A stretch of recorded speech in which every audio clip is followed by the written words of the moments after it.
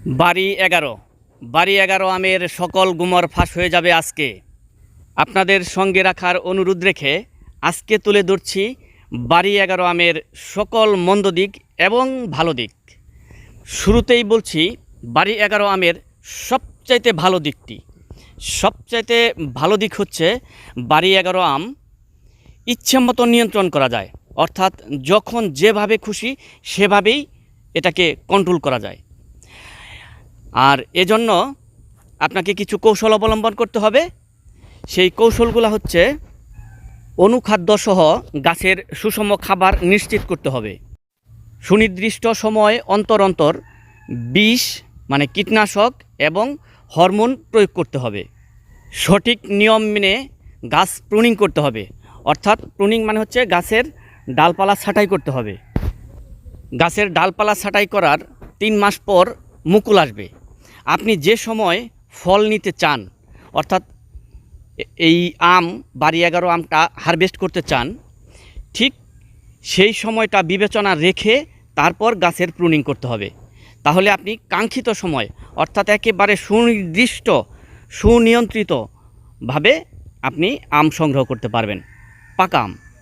এবার বাড়ি 11 আমের একটি উল্লেখযোগ্য মন্দ দিক আপনাদের সামনে তুলে ধরছি। বাড়ি 11 আম গাছের অনুখাদ্যের ঘাটতি থাকলে আপনার আমগুলো আঁকাবাঁকা হবে, আমগুলো ফেটে যাবে। যখন আমগুলো পরিপক্ক হওয়ার কাছাকাছি চলে যাবে তখন আমগুলো ফেটে যাবে এবং আমগুলোর মধ্যে পচন হবে, পোকা হবে। এই সমস্যাগুলো থেকে নিজেকে বাঁচাতে চাইলে, অর্থাৎ আপনার বাড়ি 11 আমকে বাঁচাতে চাইলে অবশ্যই অনুখাদ্য নিশ্চিত করতে হবে। অনুখাদ্য যদি গাছে কম থাকে তারপরেও প্রচুর ফলন হবে, কিন্তু অনুখাদ্যর ঘাটতি থাকলে সেই সকল ফলন নষ্ট হয়ে যাবে। এই জন্য শুধু বেশি ফলন আসলেই হবে না, সেই ফলনগুলা অর্থাৎ বেশি বাড়ি 11 আম সংগ্রহ করতে চাইলে, এরকম সুন্দর সুন্দর বাড়ি 11 আম ফলন সংগ্রহ করতে চাইলে অবশ্যই আপনাকে অনুখাদ্য নিশ্চিত করতে হবে। তখন এরকম সুন্দর আম হবে এবং সেই আমগুলো একটিও নষ্ট হবে না। সরিষের খোল পানিতে ভিজিয়ে রেখে 10 দিন পর সেখান থেকে নাড়াচাড়া দিয়ে সেই পানি নিয়ে 20 দিন পর পর গাছের মাটিতে ছিটিয়ে দিলে অনুখাদ্যের ঘাটতি অনেকখানি পূরণ হয়ে যায়। এবার বাড়ি 11 আমের আরেকটি ভালো দিক তুলে ধরছি আপনাদের সামনে। যত ধরনের 12 মাসি আম আছে তার মধ্যে সবচাইতে বেশি ফলন হয় বাড়ি 11 আমের। বাড়ি 11 চাইতে বেশি ফলন হয় এরকম কোনো 12 মাসি আম নেই। এই সুবিধাটাকে কাজে লাগিয়ে কোনো থুকার মধ্যে যদি ছোটোখাটো কোনো আম থাকে সেই আমগুলো ছিঁড়ে ফেলে দেওয়া যায়। আবার কোনো থুকার মধ্যে যদি অনেক বেশি আম থাকে সেখান থেকে কিছু আম ছিঁড়ে ফেলে দেওয়া যায়, যার ফলে সবগুলো আমই অনেক সুন্দর এবং ভালো হয়।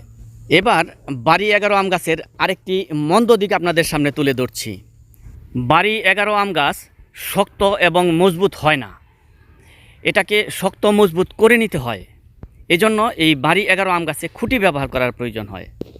এই খুঁটির ঝামেলা থেকে মুক্তি পাওয়ার জন্য কিছু কৌশল অবলম্বন করতে হয়। কিছু কৌশল অবলম্বন করলে আপনাকে আর খুঁটির ঝামেলা পোহাতে হবে না।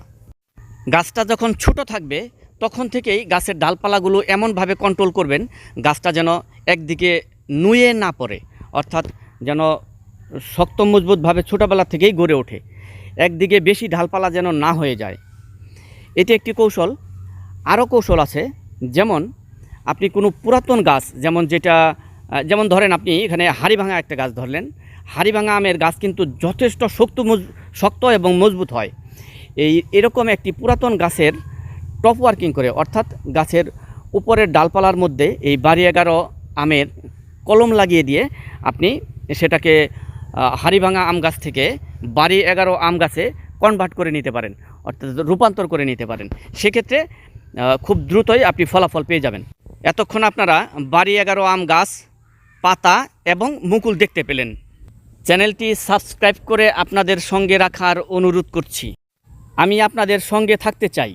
আমার মতে 12 মাসি আমের মধ্যে বাড়ি-11কে অগ্রাধিকার দেওয়া উচিত, সেটা শখের বশে বাড়িতে হোক আর বাগানেই হোক, যেখানেই হোক।